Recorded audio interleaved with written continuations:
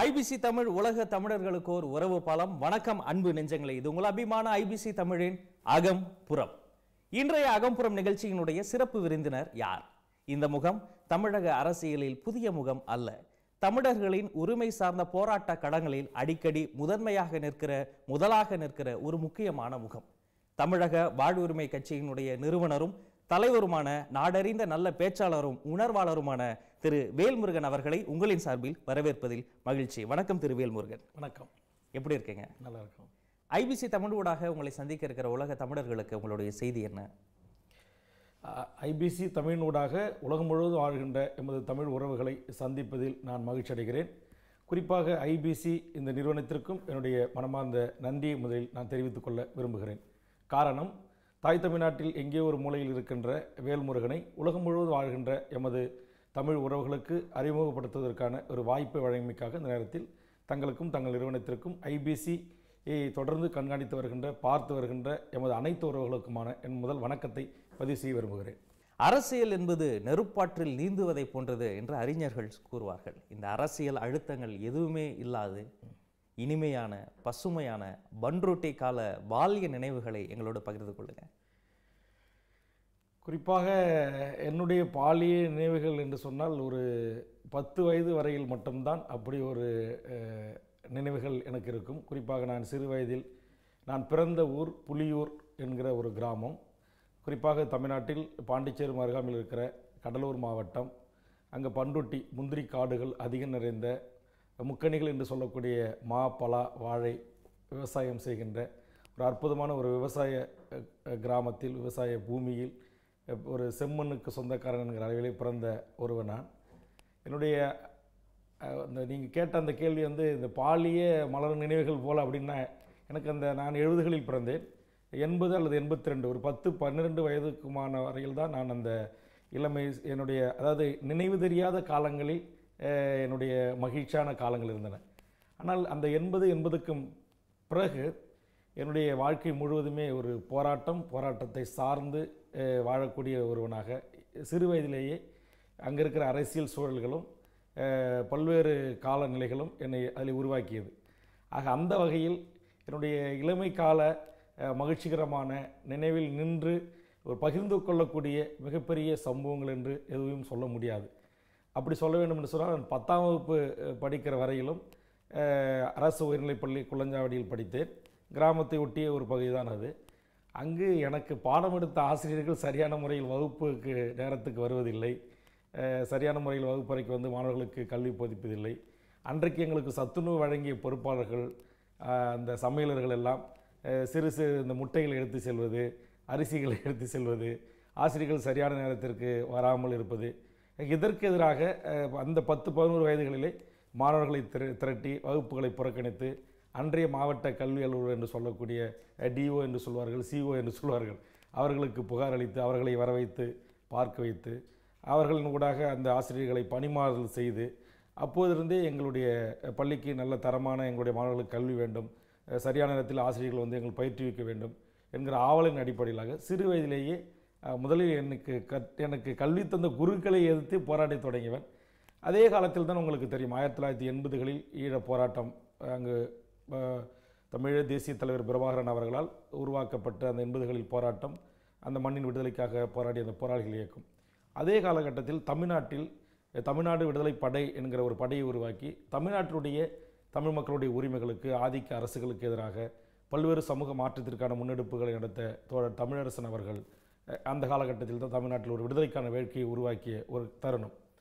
அதேபோல் உங்களுக்கு தெரியும், 1980களில் மருத்துவர் ராமதாஸ் அவர்கள் தமிழ்நாட்டில் இருக்கிற பல்வேறு வன்னியர் சங்க தலைவர்களை ஒருங்கிணைத்து ஒரு சமூக நீதிக்காக அல்லது கல்வி வேலைவாய்ப்பில் பொருளாதாரத்தில் பின்தங்கியிருக்கிற வன்னியர் மக்களுக்கு இடஒதுக்கீடு வேண்டும் என்று 80களில் தொடங்கிய அறப்போராட்டத்திலிருந்து 87ல் தொடங்கிய உலகமே அறிந்துக்கூடியவர்கள் நடந்த வன்னியர்கள் நடத்திய ஒரு மாபெரும் சாலை மறியல் போராட்டம். ஆக இந்த 3 போராட்ட சூழல்களும் மாணவ பருவத்தில் 10 வயது 12 வயதில் இருந்த என்னை ஆட்கொண்டது. அதனூடாகவே நான் மிக ஒரு போர்க்குணமும் போராட்ட குணமும் என்னை தயார்படுத்துகிற ஒரு சூழ்நிலைக்கு நான் தயாராகி கொண்டேன். அந்த வகையில் அன்று 80களில் தொடங்கி தமிழீழ விடுதலை போராட்டத்தை முற்றுமுதலுமாக கவனித்து வருவனாகவும் அதற்கான ஆதரவு தளங்களில் செயலாற்றியவனாகவும், அதேபோல் அங்கு தமிழரசன் அவர்களுடைய சக தோழர்களால் அங்கு கடலூர் மாவட்டம், அரியலூர் மாவட்டம், ஆண்டிமடம், கொல்லஞ்சாவடி, முத்தாண்டிக்குப்பம், புத்தூர் போன்ற பல்வேறு 80-90களில் நடந்தேறிய மிகப்பெரிய சமூக மாற்றத்திற்கான முன்னெடுப்புகள் அல்லது தமிழ்நாட்டில் தோன்றிய அந்த ஆயுத போராட்டத்தினுடைய வெளியுலகு தெரிந்த செய்திகள் ஆக இப்படி உள்வாங்கிய காரணத்தினால் எனக்கென்று என்னுடைய வாழ்க்கையில் மிக ஒரு இனிப்பான தருணம் அல்லது மிக மகிழ்ச்சிக்குரிய தருணம் அந்த 1ஆம் வகுப்பிலிருந்து 10ஆம் வகுப்பு படித்த அந்த தருணங்களை தவிர்த்து வேறு எதுவும் இல்லை. காரணம், மீதி அத்தனை பங்களிப்புக்கான ஏதோ ஒரு விதத்தில் காவல்துறையுடைய சீண்டலுக்கும் காவல்துறையுடைய ஒடுக்குமுறைகளுக்கும் பல்வேறு உண்மைக்கு மாறான வழக்குகளில் ஆள்படுவது, நீதிமன்றத்தை நாடுவது, மனித உரிமை ஆர்வலர்களை நாடுவது என்று சிறு வயதிலிருந்தே ஒரு போராட்ட குணத்துடன் போர்க்குணத்துடன் இது போன்ற ஆதிக்க அரசுகள் அல்லது மிகப்பெரிய அழித்தொழிப்பு செய்கின்ற அரசியல்வாதிகளிடமிருந்து தமிழர்களை காப்பாற்றுவது, தமிழ் மக்களுக்கான உரிமை போராட்டங்களில் பங்கெடுத்துவது, அப்புறம் நான் ஏற்கனவே குறிப்பிட்டது போல் அந்த வன்னியர் சங்க கால போராட்டங்களில் ஒரு வெளி உலகத்தின் பார்வை, புரிதல், பெரியாரியோ அம்பேத்கரையோ அல்லது மார்க்ஸ் பற்றியோ அல்லது உலக வரலாற்று விடுதலை போராட்டங்களை பற்றியோ தெரிந்து கொள்ளாத எமக்கு அதையெல்லாம் உள்வாங்கி பிறகு அந்த வேறு விதமான தளத்திற்கு வந்து அப்புறம் அதற்கு பிறகு முற்றுமுதலுமாக இன்று வரையில் ஈழ விடுதலை போராட்டத்தை ஆதரிக்கக்கூடியவனாகவும் அதற்குரிய சிறு சிறு உதவிகளை செய்யக்கூடியவனாக இருந்து வருகிறேன். உங்களுக்கு தெரியும், 80களிலிருந்து இன்று வரையிலும் அன்று தொடங்கி இன்று வரை எமது இன மக்களின் பேரழிப்புக்குள்ளான அந்த செய்திகளையும் அதனுடைய பாதிப்புகளையும் உள்வாங்கிய காரணத்தினால் எனக்கென்று என்னுடைய இந்த இளமைகால வாழ்க்கையில் மகிழ்ச்சிக்குரிய தருணங்கள் சொல்லிக்கொள்கின்ற அளவில் இல்லை என்பதுதான் நான் இங்கு அது வருத்தத்தோடு பதிவு செய்கின்ற ஒரு நிகழ்வாக இருக்கலாம். இல்லை அப்படி ஒரு வாய்ப்பு இல்லாமல் இது போன்ற சமூக மாற்றத்திற்கான புரட்சியாளர்களுக்கும் பின்னால் ஏதோ ஒரு தளத்தில் ஆதரவாக இருந்து செயலாற்றி வருகிறேன் என்பது கூட எனக்கு ஒரு மகிழ்ச்சியான செய்தியாகத்தான் நான் பார்க்கிறேன். ஆசிரியர் வரவில்லை என்றவுடன் விளையாட்டு மைதான களங்களில் குதிக்காமல் அப்போதே அரசியல் களத்தில் குதித்திருக்கிறீர்கள். அப்படியானால் மிக சிறிய வயதிலேயே நீங்க தீவிர அரசியலுக்கு வந்துட்டீங்க. இருந்தும் குறிப்பாக இந்த மெயின் ஸ்ட்ரீம் என்று ஆங்கிலத்தில் சொல்வதை போல மிக மிக தீவிர அரசியலுக்குள் எப்போது நீங்கள் பிரவேசித்தீர்கள்? நான் மிக இளம் வயதில் அரசியலிலே குதித்து அல்லது ஆர்வம் ஏற்படுவதற்கான பல்வேறு எனக்கான புற காரணங்கள் அதிகமாக இருந்தன. என்னுடைய மாவட்டத்தில் ஏதோ ஒரு விதத்தில் எனக்கு நெருக்கமான உறவுகள் தமிழ்நாட்டின் மிகப்பெரிய அரசியல் ஆளுமை செலுத்தியவர்களாக இருந்தார்கள். இந்தியாவின் முதல் சுதந்திர விடுதலை போராட்டத்தினுடைய சுதந்திர இந்தியாவிற்கு பிறகு முதல் பாரத பிரதமராக பதவியேற்ற திரு ஜவஹர்லால் நேரு அவர்களுடைய அந்த நாடாளுமன்ற பதவியேற்பு நிகழ்வில் என்னுடைய தாத்தா திரு கோவிந்தசாமி படையாச்சி என்று சொல்லக்கூடியவர்கள் அன்றைக்கு மிகப்பெரிய ஆளுமை என்பவராக இருந்தார். அதேபோல் இன்னொரு உறவினர் திரு ராமசாமி படையாச்சி என்று சொல்லக்கூடிய கடலூர் ராமசாமி படையாச்சி என்று சொல்லக்கூடியவர் அன்றைக்கு ஒரு கட்சியை தொடங்கி நேரு அவர்களால் தனிப்பட்ட முறையில் அழைக்கக்கூடியவர். ஆக அந்த சூழல், பக்கத்து கிராமங்கள், பக்கத்து உறவுகளை சார்ந்த அவர்கள் அதையெல்லாம் எங்கள் அப்பாக்கள் எனக்கு தகவலாக சொல்வார்கள் சிறு வயதிலே கதைகளாக. அதற்கு பிறகு நான் நேரடியாக அரசியலிலே ஆர்வம் இருப்பதற்கான காரணங்களாக அமைந்தது என்னுடைய சொந்த ஊர் அந்த புலியூர் காட்டுசகை என்கிற அந்த கிராமம். அந்த கிராமத்தில் எனக்கு உறவினராக பங்காளியாக இருப்பவர் தான் என்னுடைய சித்தப்பா முறையாக இருக்கக்கூடியவர் தான் திரு பண்டூட்டி ராமச்சந்திரன் அவர்கள். உங்களுக்கு தெரியும், 80களிலிருந்து அவர்கள் தமிழ்நாட்டினுடைய மிகப்பெரிய ஒரு அரசியல் ஆளுமையாக புரட்சித் தலைவர் எம்ஜிஆர் அவர்களுக்கும் அடுத்த இடத்தில் இருந்து தமிழ்நாட்டு அரசியலை கூர்ந்து கவனிக்கக்கூடியவராக, ஒரு ஹானஸ் பட்டம் பெற்றவராக, இன்னும் குறிப்பாக சொல்லப்போனால் ஈழத்தமிழர் பிரச்சனைகளை இந்தியாவின் சார்பாக அன்னை பிரதமர் இந்திரா காந்தி அவர்கள் ஐநாவில் அன்றைக்கே எடுத்து பேசுவதற்கு அனுப்பப்பட்ட ஒரு நபர். அவர் ஒரு 100 காரில் கலெக்டர், அமைச்சர்கள், அரசு உயர் அதிகாரிகள் எல்லாரோட புடைசூழ அப்படியே செவப்போலுக்கு போட்டுக்கிட்டு வருவாங்க. நான் பள்ளி பருவ மாணவனாக இருந்து புளிய மரத்தடியில் உட்காந்து பார்த்து கொண்டிருப்பேன். ஆக நம்ம ஊருக்கு கார் வராங்க, கலெக்டர் வராங்க, மந்திரி வராங்க அப்படின்னு சொல்லி குழந்தைங்க பசங்களாம் ஓடி போவோம். அப்படி அந்த மாதிரி ஓடி போய் நிற்பேன். அவர் உறவர் தானே ஊருக்கார பையனாச்சுன்னு சொல்லி கூட்டு பக்கத்தில் மடியில் உட்கார வச்சு இந்த அதிகாரிகள் கை கொடுக்கும்போது ஆப்பிள் பழங்கள்லாம் கொடுப்பாங்க, அதெல்லாம் கொடுப்பேன். இதெல்லாம் பார்க்குற அப்படி ஒரு சிறு வயதிலே ஒரு தாக்கம். அப்புறம் இன்னொரு உறவினரும் எமது மண்ணை சார்ந்த எமது நெருங்கிய உறவினர் காமராஜர் அமைச்சரவையில் அமைச்சராக இருந்தார் திரு போராகம் என்று நேர்மையான ஒரு அன்றைக்கு அவர் தான் தமிழ்நாட்டுடைய அரசியல் இளம் வயது அமைச்சராக இருந்தார். அதே மாதிரி அவர் வருகின்ற போது அப்புறம் நான் சொன்ன மாதிரி எங்களுடைய தாத்தாக்கள் எம்பியாக இருந்தது. அப்போ சொல்லுவாங்க, கோயங்கான்னு சொல்லக்கூடிய இந்தியன் எக்ஸ்பிரஸுடைய குடும்பத்தினுடைய அவரை சார்ந்தவர்கள் அங்கு கடலூர் மாவட்டத்தில் நாடாளுமன்ற தொகுதிக்கு விமானங்களில் துண்டறிக்கைகளை போட்டு எங்கள் தாத்தா திருக்குறள் முனுசாமி போன்றவர்களை தோற்பிடிப்புக்கான முயற்சி எடுத்தார்கள். அப்போ பரபரப்பாக பேசிக்கொள்வார்கள், கதையாக சொல்லுவாங்க எங்களுடைய உறவினர்கள்லாம். அப்போ விமானத்தில் நோட்டீஸ் போட்டு ஓட்டு கேட்டோன்னே மாரி நம்ம தாத்தா தோக்கடித்த வரலாறுலாம் உண்டுப்பா அப்படின்னு சொல்லும் போது அதெல்லாம் நமக்கு ஒரு பெருமதத்துக்குரியதாக இருக்கும். ஆக அந்த சிறு வயதில் இதையெல்லாம் கண்களால் பார்த்து, காதுகளால் கேட்டு, பெற்றோர்களால், அப்பாவால், சித்தப்பாவால், உறவுகளால், நண்பர்களால் சொல்லப்பட்டதை கூர்ந்து அதன் ஊடாக ஒரு அரசியல் ஆர்வம் ஈர்க்கப்பட்டு அதிலிருந்து 1983 ஜூலை கலவரத்தின் போது ஈழமண்ணில் நடந்தேறிய மிகப்பெரிய ஒரு இன கலவரத்தின் போது நான் அங்கு வகுப்பில் படித்து கொண்டிருக்கிற மாணவன். அப்போது என் தலைமையில் இருக்கிற கிட்டத்தட்ட ஒரு 800 மாணவர்களை அழைத்து கொண்டு ரயில் மறியல் செய்து ஹிந்து இந்தியன் எக்ஸ்பிரஸில் 10 வயதில் மாணவர்களை திரட்டி மக்களுக்காக போராடுகின்ற வேல்முருகன்கிற ஒரு செய்தி இடம்பெற்று இன்று கூட நான் அதை பாதுகாப்பாக நினைவு கூறுவேன் எல்லா நிகழ்வுகளையும். அப்படி ஒரு அரசியல் அப்படி ஈர்க்கப்பட்டோம். நேரடியாக அரசியல் களத்தை பார்த்து நேரடியாக அரசியல் களத்தில் பணியாற்றியவர்கள் குடும்பத்திலே வாழ்ந்து அதனூடாக அரசியலுக்கு வந்து அதனூடாகவே நான் இன்றைக்கு தமிழ்நாட்டுடைய நான் இருந்த 2001 2006 இளம் சட்டமன்ற உறுப்பினராகவும் அதற்கு பிறகு 2006 2011 சட்டமன்ற உறுப்பினராகவும் தற்போது தொடர்ந்து தமிழ்நாட்டில் ஒரு இளம் வயது அரசியல் கட்சி தலைவராகவும் இருந்து வருகிறேன். ஆக என்னுடைய அரசியல் வாழ்வு என்பது இளமையிலிருந்து நான் நீங்கள் இந்த நிகழ்ச்சிக்கு ஒத்து வருவது போல அகமும் புறமும் போல் என்னுடைய அகமும் புறமும் அரசியலால் சூழப்பட்ட ஒரு மண், போராட்ட களத்தால் சூழப்பட்ட ஒரு மண். அந்த சூழ்நிலை அடிப்படையிலே இளமையிலிருந்து அந்த அரசியல் ஆர்வமும் அரசியல் ஈடுபாடும் ஏற்பட்டதன் காரணமாக தொடர்ந்து தொய்வில்லாமல் பல்வேறு சங்கடங்கள், துன்பங்கள், துயரங்கள், பாதிப்புகள், வழக்குகள் எல்லாவற்றையும் எதிர்கொண்டு இன்றைக்கும் நெஞ்சிரத்தோடு போராடக்கூடிய அந்த உணர்வையும் அந்த துணிச்சலையும் அந்த நேர்மையும் நான் பெற்றிருக்கிறேன். மகிழ்ச்சி. 2001ஆம் ஆண்டு உங்களுடைய அரசியல் வாழ்க்கையில் மிக முக்கியமான காலகட்டம் நான் நினைக்கிறேன். நீங்கள் மக்கள் விடுதலையை முன்னெடுத்தீர்கள். மக்கள் உங்களை முன்னெடுத்தது 2001ஆம் ஆண்டு அந்த சட்டமன்ற தேர்தலின் போதுதான். முதல் முறையாக தமிழக சட்டமன்றத்திற்கு நீங்கள் உறுப்பினராக தெரிவு செய்யப்பட்டு பாட்டாளி மக்கள் கட்சியின் சார்பாக உள்ளே நுழைந்த பொழுது உங்களுடைய உணர்வுகள் எப்படி இருந்தது? மகிழ்ச்சியாக இருந்தது. அப்போது எனக்கு வயது குறைவு. நான் சட்டமன்றத்துக்கு போனோடனே அங்கே வந்து அந்த சில முன்னணி உறுப்பினர்கள் பேசுவார்கள். பேசுகின்ற போது இந்த அவை யாரெல்லாம் அலங்கரித்தார்கள் என்கிற அடிப்படையில் பல்வேறு பேரறிஞர் அண்ணாவை சொல்லி, புரட்சித் தலைவர் எம்ஜிஆர் அவர்களை சொல்லி, பெருந்தலைவர் காமராஜர் அவர்களை எல்லாம் சொல்லி, அப்போது அமைச்சராக இருந்த கக்கன், திரு பூராகம் போன்றவர்கள், பல்வேறு ஜீவாவை பற்றி கம்யூனிஸ்ட் தோழர்கள் இதெல்லாம் பேசுகின்ற போது ஒரு பிரமிப்பாக இருக்கும். தமிழ்நாட்டில் அரசியலில் இவ்வளோ அப்பழுக்கற்ற நேர்மையான தலைவர்கள் எல்லாம் கோலோச்சிய இந்த அவையில் நாமும் ஒரு நடுத்தர விவசாய குடும்பத்தில் பிறந்து நமக்கும் இந்த அவையில் இடம் கிடைத்திருக்கிறது. அது இன்னும் சொல்லப்போனால் பெரிய இதில் ஒரு வேதனைக்குரிய விஷயம் அல்லது அன்றைய அரசியல் சூழலில் பலரால் மதிக்கப்படக்கூடிய விஷயமாக இருந்தது. என்னுடைய ஊருக்காரர், என்னுடைய பங்காளி உறவுமுறையக்கூடிய திரு பண்ருட்டியார் அவர்களை எதிர்த்து தான் நான் வெற்றி பெற்றேன். அவரை எதிர்த்து 7 முறை அந்த தொகுதியில் எவராலும் வெற்றி பெற முடியவில்லை. ஆக அவரை பற்றி கூட அங்கே பேசும்போது சொல்லுவாங்க, சிறந்த ஒரு பேச்சாளர், சிறந்த ஒரு நிர்வாகி அப்படின்னு சொல்லி.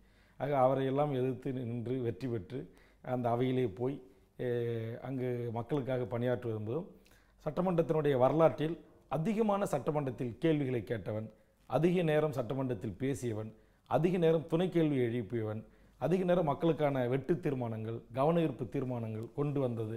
இது எல்லா அடிப்படையிலும் பேரவைத் தலைவர் அவர்கள் பெயர்களை சட்டமன்ற கூட்டத்தொடர் முடிக்கின்ற போது அந்த வாசிப்பார்கள். அப்போ கைத்தட்டி ஒட்டுமொத்த உறுப்பினர்களும் வரவேற்பு சொல்வார்கள். குறிப்பாக எனக்கு அங்கு இதர சட்டப்பேரவை உறுப்பினர்களும் அமைச்சர்களும் பேரவைத் தலைவருமே கூட ஒரு ரசிகர் கூட்டம் போல் இருப்பார்கள். நான் இளமையிலிருந்தே நான் பள்ளி பருவத்திலிருந்தே நான் பேச்சு போட்டிகளிலே கலந்து கொண்டு ஏதாவது ஒரு தலைப்புகளில் பேசுகின்ற வழக்கம். ஆக என்னுடைய பேச்சு என்பது சட்டமன்றத்தில் குறிப்புகள் இல்லாமல் பேசுவேன். என் தொகுதியில் இருக்கிற அத்தனை கிராமங்களின் பெயரை சொல்லி, பகுதியினுடைய பெயரை சொல்லி, அந்த ஊருக்கு சாலை வசதி வேண்டுமா, குடிநீர் வசதி வேண்டுமா, பள்ளி வேண்டுமா, சுகாதார வசதி வேண்டுமா, உயர்நிலைப் பள்ளி வேண்டுமா, மேல்நிலைப் பள்ளி வேண்டுமா, ஆக அங்கே இருக்கிற ஏழை எளிய மக்களுடைய வீட்டு மனை பட்டா என்று சொல்லக்கூடியதிலிருந்து அத்தனை சமூகத்தினுடைய பிரச்சனைகளும், இதர தமிழ்நாட்டில் இருக்கிற தொகுதிகளுடைய பிரச்சனைகளும், தமிழ்நாட்டுடைய பிரச்சனைகளும் தட்டு தடங்காமல் நான் எடுத்து வைக்கிற அந்த பாங்கை பார்த்துவிட்டு அன்றைய முதலமைச்சர் அவர்களும் அன்றைய பேரவைத் தலைவர் அவர்களும் பாராட்டு பெற்றிருக்கிறார். ஆக அந்த நீங்கள் சொன்னது போல் அந்த இளம் வயதில் அங்கு சட்டமன்ற உறுப்பினராக சென்று தமிழ்நாட்டு அரசியலில் நான் உள்ளே புகுந்து ஒரு சட்டப்பேரவை உறுப்பினராக வெளி உலகத்துக்கு அறிமுகமாகி, ஊடக வெளிச்சத்திற்கு அறிமுகமாகி, ஒரு சட்டமன்ற உறுப்பினரோடாக பல்வேறு செய்திகளை சட்டமன்றத்தில் விவாதித்து பேசி அது பத்திரிகைகளிலும் உங்களை போல ஊடக நண்பர்களாலும் விவாதிக்கப்படக்கூடிய பொருளாக கூட மாற்றிருக்கிறது. குறிப்பாக அந்த தருணம் எனக்கு சட்டமன்ற உறுப்பினராகி நான் செய்தது இந்த கனிம வள கொலை பற்றி இன்றைக்கு பேசி வருகிறார்கள். அன்றைக்கு நான் தான் தமிழ்நாட்டுடைய சட்டமன்றத்தில் முதலாக இந்த கனிம வள கொள்ளைகள் என்று இந்த மணல் குவாரிகளை சில தனிநபர்கள் ஏற்கனவே என்ன நடக்கும் அப்படின்னா மாவட்ட ஆட்சித்தலைவரே ஒரு யாரும் விடுவார். அங்கே இருக்கிற மாவட்டம், வட்டம், ஒன்றியம், எம்எல்ஏ, எம்பி, இப்போ சேர்மன் என்று சொல்லக்கூடிய ஒரு சிண்டிகேட் அமைத்து எல்லா கட்சிகளும் அமைத்துக்கொண்டு இந்த மாவட்டத்தில் இருக்கிற மணலை எல்லா ஆறுகளிலும் கொள்ளையடிப்பார்கள். அது யாருக்கும் கேட்பாரில்ல. ஒரு மணல் கோரி அதிகபட்சம் 1000 ரூபா 5000 ரூபாய்க்கு மேலே ஏலம் போகாது. அப்போ இதை ஒரு புள்ளி விவரங்களாக சேகரித்து அன்றைய முதலமைச்சர், இன்றைய தமிழ்நாட்டுடைய முதலமைச்சராக இருக்கிற மாண்புமிகு அனைத்து இந்திய அண்ணா திராவிட முன்னேற்ற கழகத்தின் பொதுச் செயலாளர் அவர்களிடத்தில் கவனத்துக்கு கொண்டு வந்து அதன் மூலமாக அது அரசுடைமை ஆக்க வேண்டும், அரசே அதை நடத்த வேண்டும். இந்த சிண்டிகேட் பாமித்துக் கொண்டு அரசியல்வாதிகள், நான் ஒரு அரசியல்வாதியாக இருந்து கொண்டு ஒரு அரசியல் கட்சியில் இருந்து கொண்டு அரசியல்வாதிகள் இதை கொள்ளையடிக்கிறார்கள், இதை தடுக்க அரசு முயற்சி எடுக்க வேண்டும் என்கிற அடிப்படையில் ஒரு கோரிக்கை முன்வைத்து அதை முதலமைச்சர் அவர்களும் ஏற்றுக்கொண்டு இன்றைக்கு குறைந்த அளவுக்கு தமிழ்நாட்டு அரசுக்கு அதன் மூலமாக ஒரு 1000 கோடி ரூபாய் ஆண்டுக்கு வருமானம் வருகிறது என்று சொன்னால் அதற்கு வித்திட்டவன். அதுபோன்று பல்வேறு சட்டமன்றத்தில் இளம் வயதில் பல்வேறு பிரச்சனைகளுக்காக போராடி வென்றிருக்கிறேன். சில சாதனைகள் என்று சொல்லக்கூடிய அளவுக்கு இது போன்ற செயல்களையும் செய்திருக்கிறேன். ஆக அந்த வகையில் என்னுடைய அந்த அரசியல் பிரவேசம் என்பதும் நான் தமிழ்நாடு சட்டமன்ற உறுப்பினராக பொறுப்பேற்று தமிழக மக்களுக்கு பங்காற்றியது என்பதும் உண்மையிலேயே ஒரு அது எப்படி சொல்லுவாங்க, அது ஒரு மகிழ்ச்சியான ஒரு தருணங்கள், ஒரு அழகிய ஒரு நினைவு தான்ல. கண்டிப்பாக தொடர்ந்து பேசுவோம். கூர்மையான கேள்விகளும் காத்திரமான பதில்களும் உங்களுக்காக காத்திருக்கின்றன. தற்போது ஐபிசி தமிழ் அகம் புறம் நிகழ்ச்சியில் ஒரு மிக சிறிய விளம்பர இடைவேளை.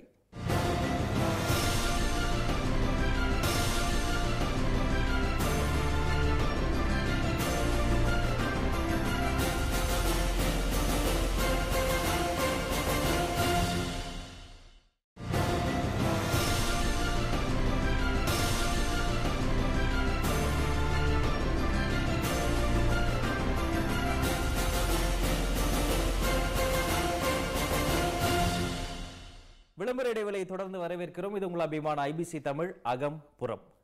திரு வேல்முருகன் அவர்களே, 2009ஆம் ஆண்டு மே மாதம் முள்ளிவாய்க்கால் சமர் தனது உச்சகட்டத்தை அடைந்த அந்த காலகட்டம், கொத்து கொத்தாக அப்பாவி தமிழர்கள் கொன்றொழிக்கப்பட்ட காட்சிகளை ஊடகங்களில், செய்தித்தாள்களில் புகைப்படமாகவும் காட்சிகளாகவும் பார்த்த அந்த காலகட்டம், எத்தகைய உணர்வெழுச்சிக்கு நீங்கள் ஆளானீர்கள்? அந்த நேரம் எனக்கு மிகப்பெரிய அளவில் மன உளைச்சல், மிகப்பெரிய ஒரு இயலாமை. அதாவது பக்கத்தில் கடல் எல்லையின் காரணமாக ஒரு 10 மைல் தூரத்தில் இருக்கக்கூடிய நம்முடைய உறவுகள், தாய்மொழி தமிழாக கொண்டவர்கள், உடலால், உயிரால், உணர்வால், மொழியால், கலையால், பண்பாட்டால், நாகரிகத்தால் எல்லாமாக ஒரே இரத்தமும் சதையுமாக பின்னி இருக்கிற எமது உறவுகளை சிங்கள பேரினவாத அரசு இவ்வளவு பெரிய ஒரு கொடூர தாண்டவம் ஆடி குறிபார்த்து எமது மக்களை குண்டுமழை பொழிந்து கொன்றபோது, இந்த இந்தியாவின் இறையாண்மை என்று சொல்லக்கூடிய, இந்த இந்தியாவின் ஒருமைப்பாடு என்று சொல்லக்கூடிய இந்த தேசத்தில் எதுவும் செய்ய முடியாத ஒரு இயலாமையில் இருந்தேன். அப்படி இருந்து அதை பல நாட்களாக அந்த போரின் செய்திகள் எல்லாம் என் காதுக்கு வருகின்ற போது, குறிப்பாக மதிப்பிற்குரிய அண்ணன் தமிழீழ விடுதலை புலிகளுடைய அரசியல் தொடர்பாளராக சிரித்த முகத்துடன் உலகமெல்லாம் சென்று ஒரு சமாதான புறாவாக பறந்த அந்த மதிப்பிற்குரிய தமிழ்ச்செல்வன் அவர்களுடைய அந்த குறிபார்த்து உண்டு தாக்குதல் செய்து கொன்ற நாட்களிலிருந்து நான் இதை குறித்து பல்வேறு தளங்களில், பல்வேறு களங்களில் இதை அந்த போரை தடுப்பதற்கு அல்லது தாய் தமிழ்நாட்டிலிருந்து ஒரு மிகப்பெரிய ஒரு மக்கள் எழுச்சியை திரட்டுவதற்கான பல்வேறு முயற்சிகளை எல்லாம் நான் மேற்கொண்டு பல்வேறு தலைவர்களை எல்லாம் சென்று சந்தித்து, நாம் இதற்காக மிகப்பெரிய அளவில் ஒரு கட்சியினுடைய மாநாடு நடத்துகிறோம். அந்த மாநாட்டில் ஒவ்வொரு கட்சியும் பெரிய கட்சிகள் மதிக்க வேண்டும் என்பதற்காக அல்லது சீட்டுக்காக 5 லட்சம் பேர், 10 லட்சம் பேர், 1 லட்சம் பேர், 2 லட்சம் பேரை நாம் திரட்டுகிறோம். ஆனால் இவ்வளவு பெரிய பாரிய ஒரு அழிவை அங்கு சிங்கள தேசம் தொடர்ந்து எமது மக்கள் மீது தாக்குதல் நடத்தி செய்து வருகிறார்.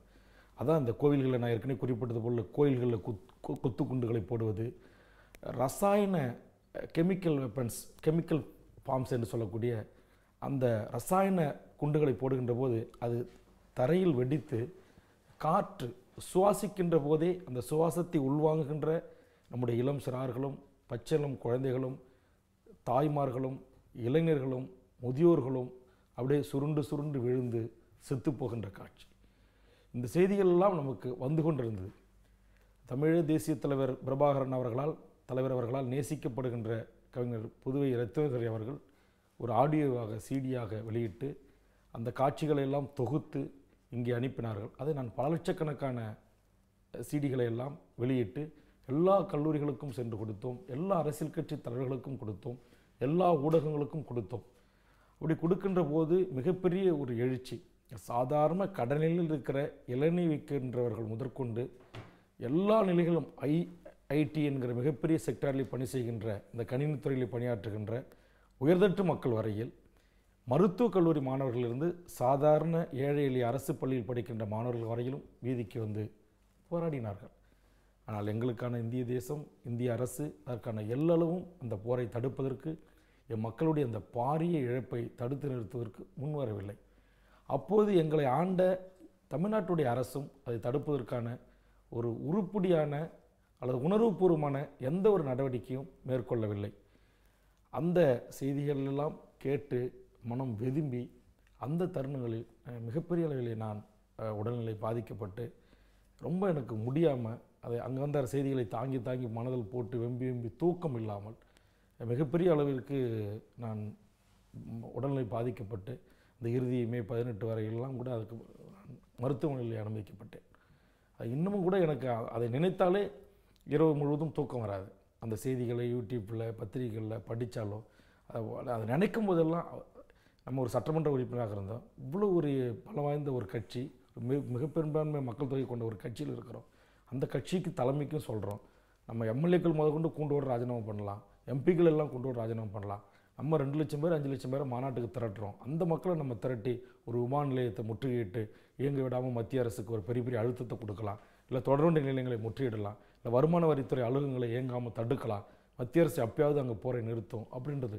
அப்புறம் இங்கே இருக்கிற பல தலைவர்கள் தமிழீழ விடுதலை புலிகளையும் தமிழீழ விடுதலை போராட்டத்தையும் ஆதரித்து தொடர்ந்து களமாடி வருகின்ற பல்வேறு தலைவர்களை எல்லாம் போய் சென்று சந்தித்து ஒரே மேடைகளிலே நாங்கள் இங்கே சென்னை எம்ஜிஆர் நகரிலே கூட ஒரு கூட்டத்தை நடத்தி ஒரு 10 லட்சம் தமிழர்களை திரட்டி மிகப்பெரிய ஒரு போராட்டத்தை முன்னெடுக்க வேண்டும் என்றெல்லாம் சொல்லி பார்த்தோம். ஆனால் அந்த எந்த முன்னெடுப்புகளும் எந்த முயற்சிகளும் வெற்றி பெறவில்லை.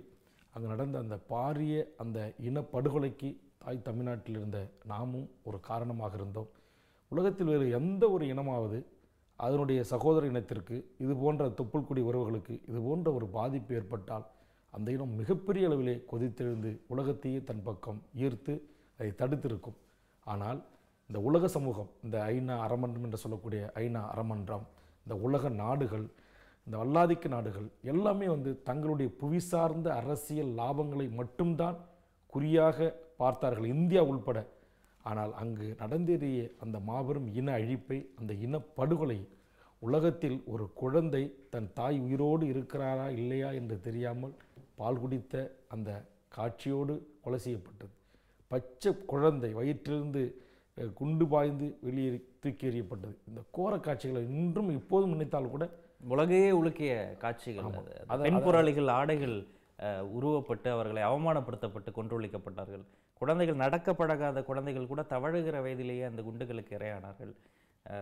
இறந்த குழந்தைகளை புதைக்க கூட நேரம் இல்லாமல் உயிரோடு இருக்கிற மிச்ச குழந்தைகளை எடுத்து கொண்டு ஓடிய காட்சிகள் எல்லாம் பார்த்த பொழுது எப்படி அதையெல்லாம் பார்த்து எப்படி நம்ம என்ன பண்றது, உங்களுக்கு என்ன மாதிரியான எழுச்சிகள்? ஏன்னா நீங்கள் ஒரு போராட்ட குணம் மிக்கவர், சொல்லப்போனால் நிறைய போராட்டங்களில் நீங்கள் நேரடியாக மறைமுகமாக பங்கெடுத்தவர். இந்த அகோர கொடூரமான காட்சிகளை பார்த்த பொழுது எத்தகைய தாக்குதல் மன எழுச்சிக்கு நீங்கள் ஆளானீங்க? இல்லை, அதான் இந்த இந்த இந்த இந்த அழிவை, இந்த மிகப்பெரிய ஒரு சோகசமும், அது வரலாற்றில் மிகப்பெரிய எந்த உலக ஒரு நாட்டிலும் நடந்தேறியாத மிகப்பெரிய அவலங்களை அங்கே ஒரு போராட்ட களத்தில் தன்னுடைய விடுதலைக்காக, தன் மக்களுடைய சுதந்திரத்திற்காக போராடுகிற போராளிகளை நீங்கள் குறிப்பிட்டது போல் பெண் போராளிகளை ஆடைகளை அவிழ்த்து அவர்களை வந்து மிக கேவலமான முறையில் சித்திரவதை செய்து அது உறுப்புகளை துப்பாக்கியால் சுட்டு பெண் போராளிகளையும் ஆண் போராளிகளையும் 2 டாங்கிகளிலே கட்டி வைத்து அந்த டாங்கிகளை இருபுறமும் இயக்க செய்து உடல் பிளந்து செத்துமடைந்தார்கள். அதாவது அதான் சொல்கிறேன், உலகத்தில் எந்த நாட்டுடைய விடுதலை போராட்டத்தில் 10 லட்சம் பேர் எடுத்திருக்காங்க, 1 கோடி பேர்லாம் விடுதலை போராட்டத்தில் சேர்த்துருக்காங்க உலக யுத்தத்தில் போரில்.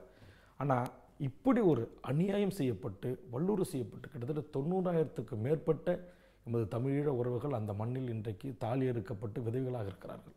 அதில் பல்லாயிரக்கணக்கான எனது உறவுகளை சிங்கள பேரினவாதம் தாயின் முன்னே மகளை கற்பழிப்பதும் மகள் முன்னே தாயை கற்பழிப்பதும் இருவரையும் கணவன் தந்தை மகன் முன்னே கற்பழித்த கொடூரங்கள். இது உலகத்தை எந்த நாட்டு இராணுவமும் செய்யாத ஒரு கொடூரம்.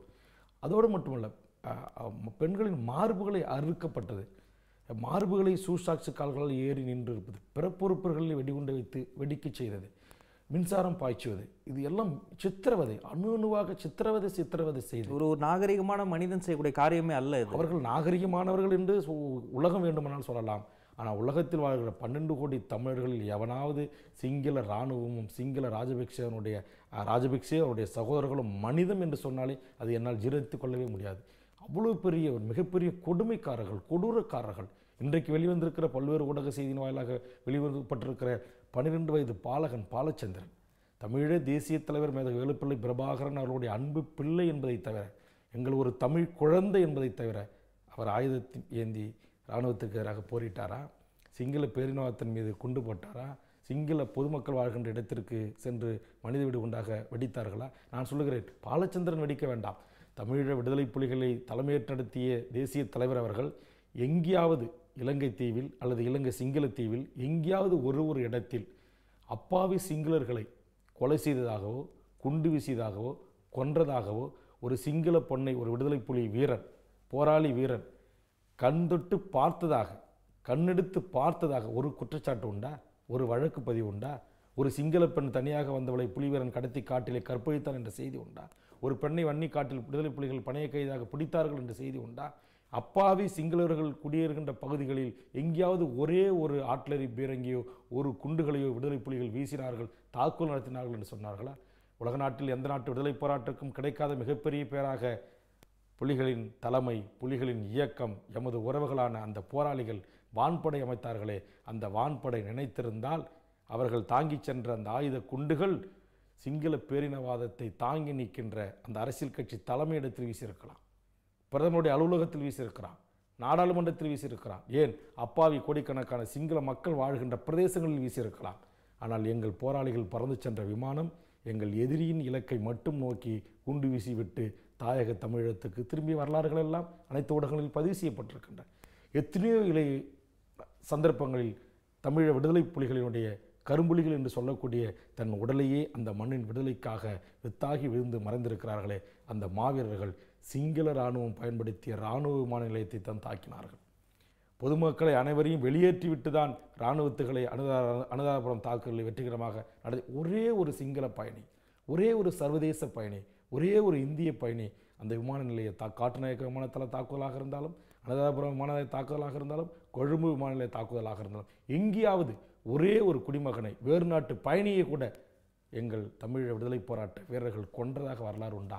ஆனால் அப்படி ஒரு ஆளுமை பண்போடு, ஒரு தலைமை பண்போடு, ஒரு போர் நெறி ஒழுக்கத்துடன் நடந்தேறிய அந்த விடுதலை போராட்டத்தை இன்றைக்கு எங்கள் தாய் தமிழ்நாட்டில் வாழ்கின்ற இந்த 7 கோடி தமிழர்களும் பார்க்கின்ற வகையில், உலகத்தில் வாழ்கின்ற 12 கோடி தமிழினம் பார்த்து கையேறும் நிலையில் கண்ணீர் விட்டு சிந்தியதை தவிர, அழுததை தவிர, நாங்கள் வீதிக்கு வந்து புரண்டதை தவிர எங்களால் எதுவும் செய்ய முடியாத அந்த இயலாமை, அந்த குற்ற உணர்வு எங்களை இப்போதும் மாட்டிக்கொண்டிருக்கிறது.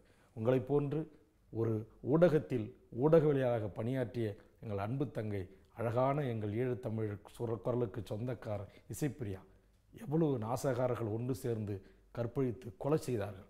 ஆயிரக்கணக்கான இளைஞர்களையும் போராளி புலிகளையும் உங்களை போன்ற ஊடக நண்பராக பணியாற்றியவர்களையும் இசைப்பிரியாவையும் கொண்டு வந்து முற்றுமுதலுமாக ஆடைகளை அவிழ்த்து அம்மனமாக்கி கைகளை கட்டிவிட்டு மாறி மாறி வன்புணர்வு செய்து கற்பழித்து கொன்ற கொடூரம் இன்னும் வெளிவராமல் இருக்கிறது. அதோடு மட்டுமல்ல, இப்போ சமீபத்தில் ஒரு படம் வெளிவந்திருக்கிறது. நூற்றுக்கணக்கான போராளிகளை ஆடைகளை அவிழ்த்து கை கால்களை கட்டி குளத்திலே கொண்டு வந்து போட்டு சுத்தமாக நிறுத்தி அதிலிருந்து ஒருவராக கொண்டு போய் நிறுத்தி சுடுகிறார்கள். 12 பேரை மட்டும்தான் சுட்டதாக இன்றைக்கு சேனல் 4 என்கிற அந்த இங்கிலாந்து ஊடகம் வெளியிட்டது ஆதாரம் இருக்கிறது. ஆனால் இப்போது படங்கள் வெளிவந்து கொண்டிருக்கிறத அதில் 50க்கும் மேற்பட்டவர்கள் சூழ்ந்திருக்கிறார்கள். அவர்களுக்கு எது என்ன ஆகியது என்றே தெரியவில்லை. பல வேன்களிலே பொதுமக்களோடு கடத்தி செல்லப்பட்ட எண்ணற்ற இளைஞர்கள், மாணவர்கள் எதிர்காலத்தில் புலியாக வருவான் என்கிற ஐயத்திலேயே திட்டமிட்டு ஆயிரக்கணக்கிலே கொண்டு போய் கொன்ற கொடூரம் இந்த சிங்கள பேரினவாத அரசு இப்போது நம் நிலத்தை கைப்பற்றி இராணுவ முற்றுகைக்குள் வைத்திருக்கிற இடங்களில் இராணுவ தளவாடங்கள் கட்டுவதற்கு, இராணுவ அலுவலகம் கட்டுவதற்கு அவர்கள் பொக்கில் இயந்திரங்களை, ராட்சச இயந்திரங்களை கொண்டு போய் மண்ணை தோண்டுகின்ற போது ஆயிரக்கணக்கான மனித எலும்பு கூடுகள் அந்த மண்ணில் எழுந்து நிற்கிறதே. இவற்றுக்கெல்லாம் என்றைக்காவது ஒரு நாள் ஒரு தீர்வு கிடைக்காதா? என்றைக்காவது ஒரு நீதி கிடைக்காதா? என்றைக்கா இருந்தாலும் ஒரு நாள் இந்த உலக சமூகம் இந்த மாபெரும் இனப்படுகொலையை கண்டிக்க முன்வராதா என்கிற ஏக்கம் இருக்கிறது. அதே நேரத்தில் அங்கு நடந்தேறிய அந்த மாபெரும் இன அழிப்பிற்கு, திட்டமிட்ட இனப்படுகொலைக்கு இன்றைக்கு எங்கள் நாடு என்று சொல்லக்கூடிய இந்திய தேசமும் தோள் கொடுத்து துணை நின்று மாபெரும் இன அழிப்பை நடத்தியிருக்கிறதே. இதற்கெல்லாம் ஒரு நியாயம் கிடைக்காதா என்கிற ஏக்கத்தில் நாங்கள் இருந்தோம். அந்த ஏக்கத்தின் வெளிப்பாடு தான் இந்த 2009 இன்று வரையிலும் நீங்கள் கவனித்திருப்பீர்கள், அவதானித்திருப்பீர்கள். வேல்முருகன் என்னுடைய ஒட்டுமொத்த சக்திகளையும் திரட்டி இதுவரையில் 80களிலிருந்து இன்று வரையில் தமிழ்நாட்டிலிருந்து எவ்வளவு பெரிய அரசியல் கட்சிகள் முன்னெடுக்காத வெறுமனே ஒரு 200 பேர் 500 பேர் 1000 பேரோடு நடத்தியிருந்த அந்த போராட்டத்தை இந்த அழிப்பிலிருந்து, இந்த பாரிய அழிவிலிருந்து பாடம் கற்றுக்கொண்ட எங்களை போன்றவர்கள் தான் இன்றைக்கு தமிழ்நாட்டில் ஒரு மிகப்பெரிய முயற்சியை எடுத்து இன்றைக்கு 50,000 பேர் ஒன்றாக திரண்டு மிகப்பெரிய பேரணி நடத்துவதும் மிகப்பெரிய ஒரு சமூக விழிப்புணர்வை உருவாக்குகிற முயற்சியிலே ஈடுபட்டு கொஞ்சம் கொஞ்சமாக இந்த இன அழிப்பை, இந்த மாபெரும் பாதக செயலை, எமது உறவுகளை கொன்று அழித்த இந்த சிங்கள பேரினவாதத்தின் திட்டமிட்ட இனப்படுகொலையை இன்றைக்கு தமிழ்நாடு முழுவதும் கொண்டு சேர்த்திருக்கிறோம். அந்த வகையில் என்னை பொறுத்தவரை என் உள் மனது நாமும் இதில் ஒரு குற்றவாளியாகத்தான் இருந்திருக்கிறோம் என்கிற அந்த குற்ற உணர்வு தான் என்னை அந்த உடல்நிலைக்கு பாதிப்பு. காரணம், ஏதும் செய்ய முடியவில்லை. இந்திய அரசு நினைத்திருந்தால் அந்த போரை இந்திய அரசு தான் நடத்தியது. இந்திய அரசு நிறுத்தியிருக்கலாம், அங்கு இருக்கிற பல்லாயிரக்கணக்கான மக்களை காப்பாற்றியிருக்கலாம். விடுதலை புலிகளினுடைய அரசியல் பிரிவு தலைவர் அண்ணன் நடேசன் அவர்களும் புலித்தேவன் அவர்களும் இன்னும் பல்வேறு தோழர்களும் வெள்ளை கொடியேந்து வந்தபோது கூட வாருங்கள் உங்களை உயிரோடு காப்பாற்றுகிறோம் என்று சொல்லிவிட்டு அழித்தொழித்தது சிங்கள அரசு, அதற்கு உத்தரவளித்தது இந்திய அரசு என்ற செய்திகள் எல்லாம் இப்போ உண்மைகள் எல்லாம் வெளி உலகத்துக்கு வருகின்ற போது இந்த மண்ணில் இருந்து கொண்டு எதுவும் செய்ய முடியாத வெறும் மனித பிண்டங்களாக நாம் வாழ்ந்திருக்கிறோமே. ஆக இந்த தவற்றிற்கு ஒரு நீதி வேண்டி எமது உலகத் தமிழினம், எமது ஈழத் தமிழினம் களத்தில் நின்று கொட்டும் பனி கட்டின் மழையில் நின்றும் மிகப்பெரிய வெயிலுக்கும் நின்றும் ஊர்வலங்களும் பேரணிகளும் ஆர்ப்பாட்டங்களும் உண்ணாவிரதங்களும் இன அழிப்புக்கான காட்சி ஊடகங்களை கொண்டு ஐநா அரமன்றத்தின் முன் நின்று போராடி கொண்டிருக்கிறார்கள். இப்போது கூட நான் பிரான்ஸ் நாட்டுக்கு சென்றேன், ஜெர்மனி, நார்வே உள்ளிட்ட பல்வேறு நாடுகளுக்கு பயணித்தேன். நான் சுவிட்சர்லாந்தில் இருக்கிற ஜெனீவாவுக்கு சென்றேன்.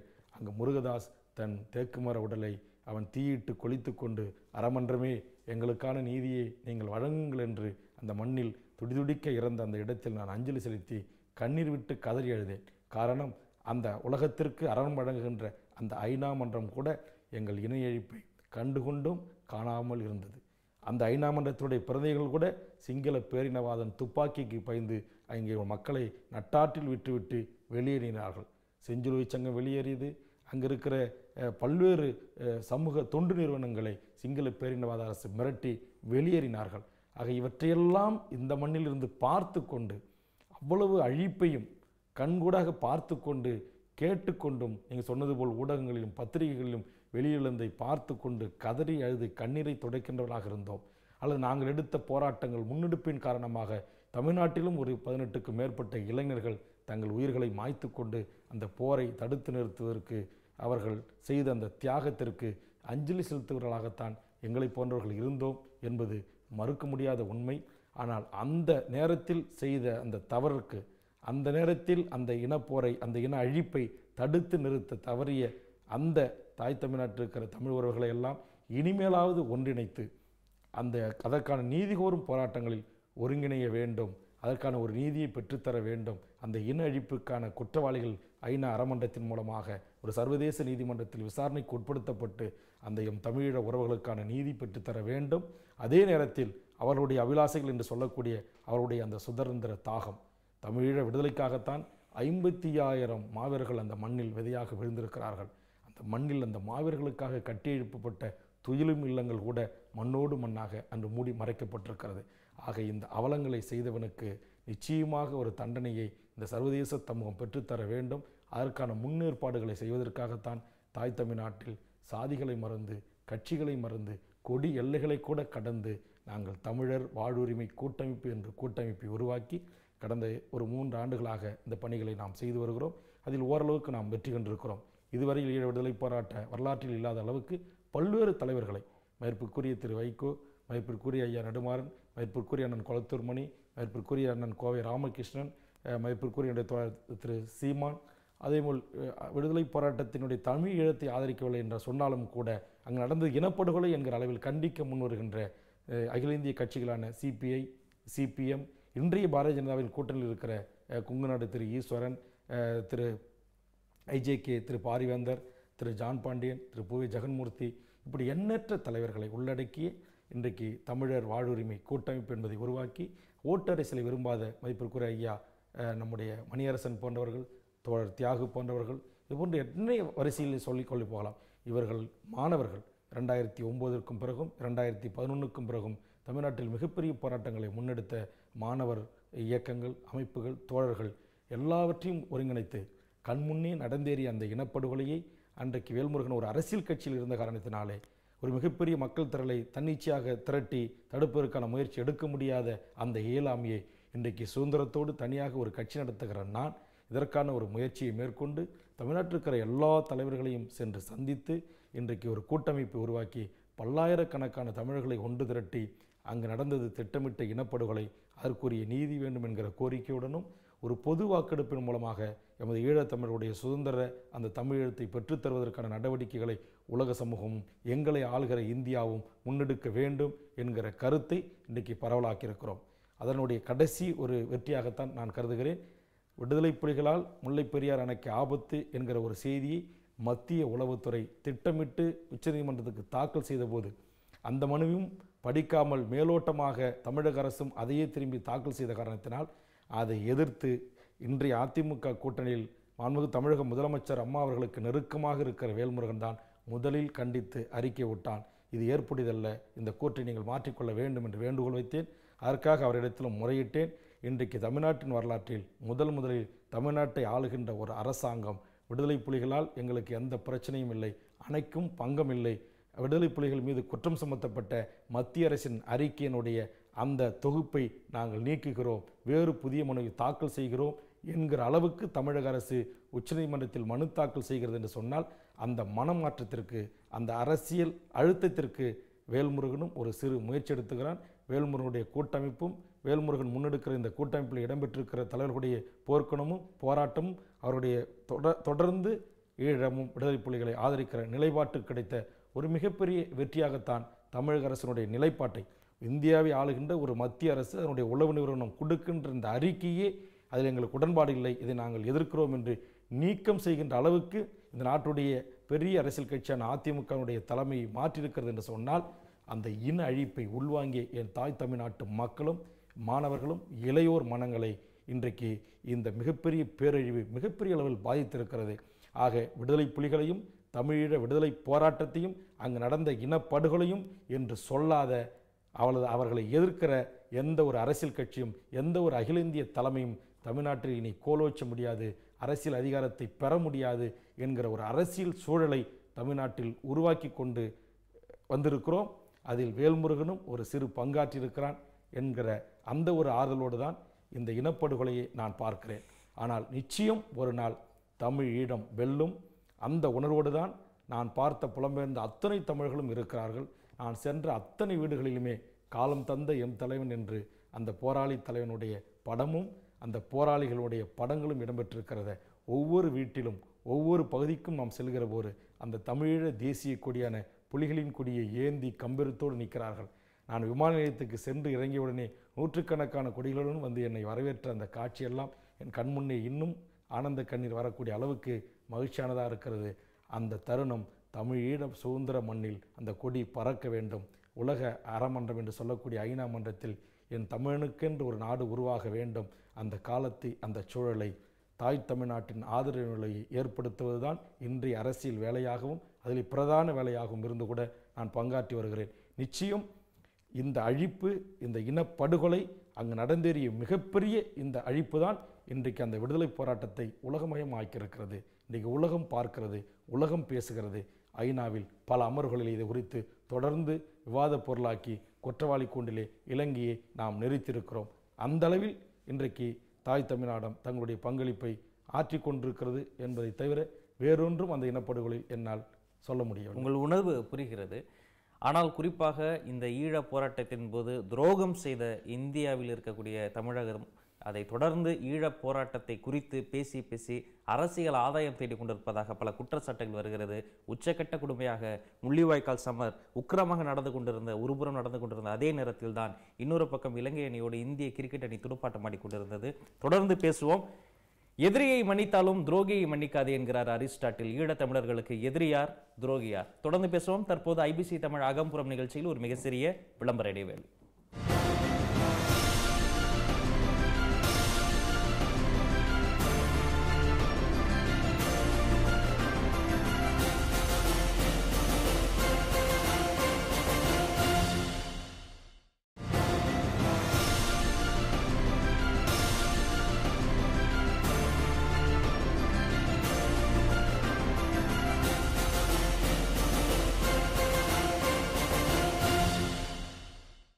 மீண்டும் வரவேற்கிறோம். ஐபிசி தமிழின் அகம்புறம் நிகழ்ச்சியில் நம்மிடையே தமிழக வாழ்வுரிமை கட்சியினுடைய நிறுவனரும் தலைவருமான திரு வேல்முருகன் அவர்கள் காத்திருக்கிறார். வணக்கம் வேல்முருகன். இடைவெளிக்கு முன்னாடி நம்ம பேசிக்கிட்டு இருந்த அந்த விஷயம், அந்த 2009 காலகட்டத்தில் போர் உக்கிரமாக நடந்த அந்த காலகட்டத்தில் இலங்கையில் ஊடக கடமையாற்றி கொண்டிருந்தவர்களில் நானும் ஒருவன். அங்கு நேரடியாக அங்கிருந்த மக்கள், தலைநகரம் கொழும்பாகட்டும் அல்லது வடக்கு கிழக்கில் இருந்த தமிழர்களாகட்டும், அவர்களுடைய எண்ண ஓட்டத்தை நான் பக்கத்தில் இருந்து பார்த்தேன். அவர்கள் அத்தனை பேரும் சிங்களவர்கள் மீது எத்தனை கோபம் கொண்டிருந்தார்களோ அதே அளவு கோபம் இந்தியர்கள் மீதும் கொண்டிருந்தார்கள். சொல்லப்போனால் இந்தியாவின் துரோகத்தால் தான் ஈழப்போரில் இந்த இடைக்கால தோல்வி வந்ததாக அவர்கள் கொந்தளித்தார்கள். இது எந்த அளவு உண்மை? உங்களுடைய பார்வை என்ன? இல்லை, இது 100க்கு 100% உண்மை. அவருடைய கோபமும் நியாயமான ஒரு கோபம். காரணம், இந்திய என்கிற இந்த தெற்காசிய பிராந்தியத்தில் மிகப்பெரிய நாடுதான் இந்த ஈழ விடுதலை போராட்டத்தை நசுக்கியதிலே மிகப்பெரிய பங்காற்றியது என்பதில் எந்த மாற்று கருத்துமே இல்லை. ராடார் கருவிகளை கொடுத்து போராளிகள் எங்கு ஒன்று சேர்கிறார்கள், எங்கு வியூகம் அமைக்கிறார்கள், நம்முடைய தமிழக தேசிய தலைவர் எங்கு படைகளை நகர்த்துகிறார், அனைத்தையும் மிக துல்லியமாக கண்டுபிடித்து இந்த இடத்திலே கொத்து குண்டுகளை போடுங்கள், இந்த இடத்திலே பாஸ்பரஸ் குண்டுகளை போடுங்கள் என்று சொன்னதோடு மட்டுமல்லாமல் இந்தியாவைச் சேர்ந்த பல இராணுவ ஆலோசகர்களும் சில விமானிகளும் பைலட் என்று சொல்லக்கூடியவர்களுமே கூட அங்கு பணியாற்றியதாக கூட பல செய்திகள், புகைப்படங்கள் வெளியாகி வந்தன. ஆக இந்தியா இதில் மிகப்பெரிய பங்காற்றியது, இந்த இனஅழிப்பில் மிகப்பெரிய காரியம் செய்தது என்பது யாராலும் இன்றைக்கு மறுக்கவே முடியாது. நிச்சயமாக இந்த உண்மை ஒரு காலத்தில் வெளியே வரும், அதில் மிகப்பெரிய நம்பிக்கை எனக்கு இருக்கிறது. ஆனால் என்னை பொறுத்தவரையில் நீங்கள் இடைவெளிக்கு முன்பு குறிப்பிட்டது போல் இன்றைக்கு அந்த தமிழ்நாட்டிலேயும் இந்திய அளவிலேயும் மிகப்பெரிய துரோகம், நீங்கள் சொன்னது போல் அந்த ஈழத்தை பேசி பல்வேறு துரோகங்கள் இங்கு நடந்தேறியது. குறிப்பாக அன்றைய தமிழ்நாட்டுடைய அரசு செய்த மாபெரும் துரோகங்கள், மாபெரும் ஏமாற்று வேலைகள். அது துரோகம் தானே? கண்டிப்பா துரோகம் தானே. தமிழ்நாடு செய்ததும் துரோகம், இந்தியா செய்ததும் துரோகம். கண்டிப்பா தமிழ்நாட்டில் இருக்கிற விடுதலை புலிகளை நேசிக்கிற, அதற்காக சில சிறு உதவிகளை செய்கின்ற என்னை போன்றவர்கள், மேற்குரிய அண்ணன் கொளத்தூர் மணியை போன்றவர்கள், ராமகிருஷ்ணனை போன்றவர்களை தவிர்த்து பெரும்பான்மையான தமிழ்நாட்டுடைய அரசியல் கட்சிகளும் மிகப்பெரிய அகில இந்திய கட்சிகளும் ஈழ விடுதலை போராட்டத்திற்கு மாபெரும் துரோகம் செய்திருக்கிறார்கள். காரணம், அங்கு நடந்தேறிய அந்த இனப்படுகொலையை தடுத்து நிறுத்த வேண்டும் என்று தாய் தமிழ்நாட்டில் இருக்கிற பல்வேறு சமூக ஆர்வலர்களும் இயக்கங்களும் மனித உரிமை செயல்பாட்டாளர்களும் போராடிய போது அன்றைக்கு உண்ணாவிரதம் இருந்து இதோ போரை நான் நிறுத்திவிட்டேன் என்று சொல்லி திரும்ப பெற்றுக்கொண்ட திமுகவினுடைய தலைவர் திரு கருணாநிதி அவர்கள் செய்தது மாபெரும் ஒரு துரோகம்.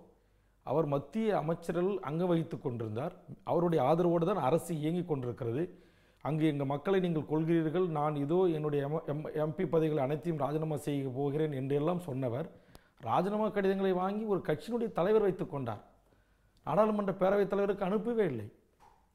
சக்கர நாற்காலியில் சென்று தேர்தல் முடிந்தவுடன் தன்னுடைய கட்சிக்காரர்களுக்கு நல்ல பணம் சம்பாதிக்கக்கூடிய நல்ல பதவிகள் வேண்டும் என்று கேட்ட தலைவர், ஆனால் எம் இனத்தை அழித்து ஒழித்த சிங்கள பேரினவாத அரசுக்கு துணையாக இருந்த இந்தியாவை, வழிநடத்த இந்தியாவை எங்கும் ஒரு இடத்தில் கூட கண்டிக்கவில்லை. அன்றைய காங்கிரஸ் கட்சியினுடைய கூட்டணியில் பாட்டாளி மக்கள் கட்சியும் இருந்தது. அதான் நான் சொன்னேன் ஏற்கனவே, அன்றைய பாட்டாளி மக்கள் கட்சி தான் நான் சொன்னேன். ஈழத்துக்காக 70 ஆண்டு சிறை போறேன்னு சொன்னீங்களா, மத்திய அமைச்சர் அன்புமணி ராஜினாமா பண்ணுங்கன்னு சொன்னோம். நம்முடைய நாடாளுமன்ற உறுப்பினர் பதவிகளை திரும்ப பெறுங்கள் என்று சொன்னோம். எதுவுமே அவர் செய்யலையே. அதுக்கு என்ன காரணம் என்று சொன்னால், பாட்டாளி மக்கள் கட்சியும் அன்றைக்கு இருந்த திமுகவும் அன்றைக்கு இருந்த தமிழ்நாட்டைச் சேர்ந்த கட்சிகள், ஆதரவளித்த கட்சிகளும் மத்திய அரசியல் மூலமாக பல்லாயிரம் கோடிகளை கொள்ளையடித்திருந்தார்கள், சம்பாதித்திருந்தார்கள். அந்த வழக்கை மத்திய புலனாய்வு நிறுவனமான சிபிஐயின் ஊடாக காங்கிரஸ் கையிலே வைத்துக்கொண்டு நீங்கள் ஈழப்போரை நிறுத்த சொன்னால், ஈழ இனப்படுகொலை குறித்து நீங்கள் வாய் திறந்தால் நீங்கள் அனைவரும் குடும்பத்தோடு தீகார் சிறையிலே கம்பி எண்ண வேண்டும் என்பதை கூறி சோனியாவும் மன்மோகன் சிங் அரசும் மிரட்டியது.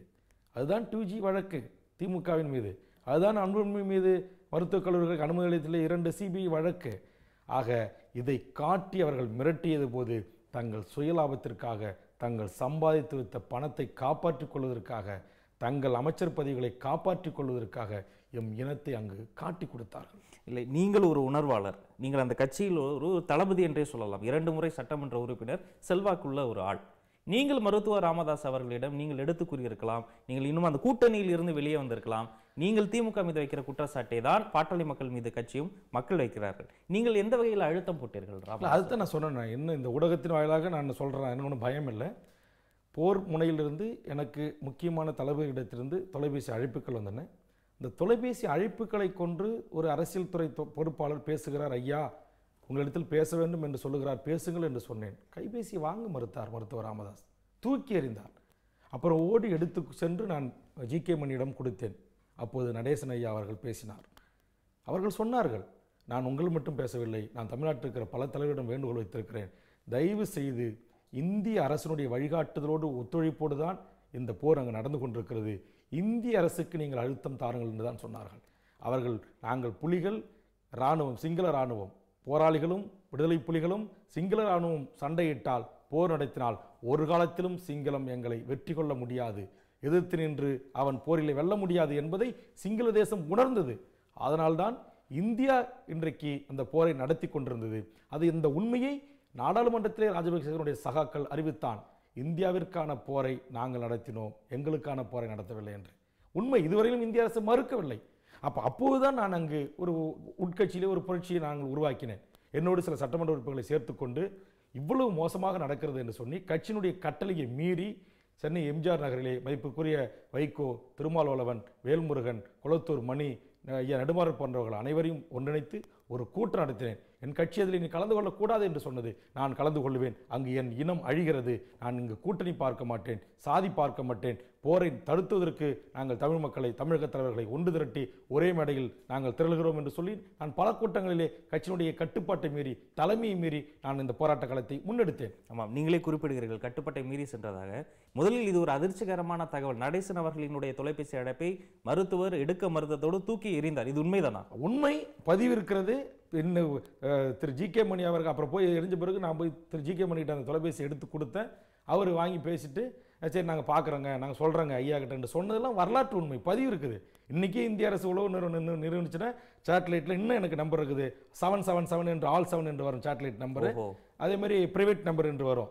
தைலாபுரம் தோட்டத்தில் கொடுத்துருக்கேன். சென்னையில் பல முறை, இது ஒரு முறை 2 முறை இல்லை, மனச்சாட்சி உள்ள இந்த கட்சியினுடைய தலைவராக இருக்கிற கோக்கா மணி என்கிற ஜி.கே. மணி இன்றைக்கு அவர் விரும்புகிற, அவர் குடும்பங்கள் குலதெய்வமாக போற்றுகிற கோயிலில் வேல்முருகன் சொல்வது பொய், நடேசனுடைய தொலைபேசி என்னிடத்தில் தந்தார், நான் பேசவில்லை என்று சொல்ல முடியாது.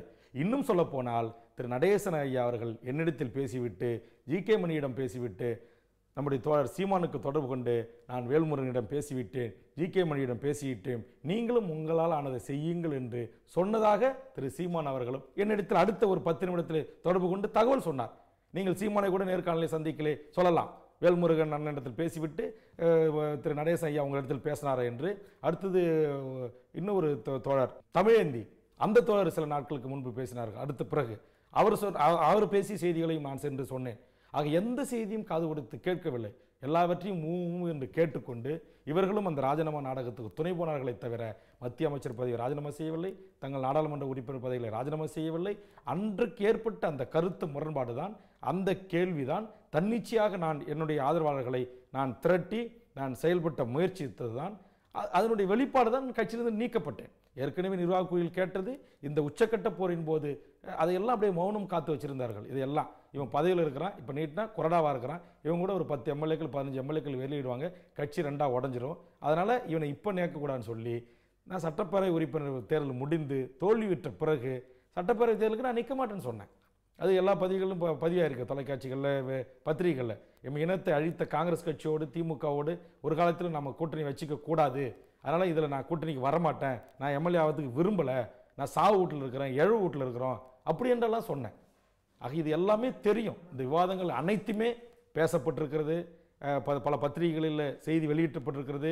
வேல்முருகன் தலைமைக்கு எதிராக புரட்சி செய்கிறான் என்ற செய்தி, அங்கே கலகம் செய்கிறார்கள் என்ற செய்திகள் எல்லாம் பல்வேறு வாரதழ்களிலே பதிவாகி இருக்கிறது.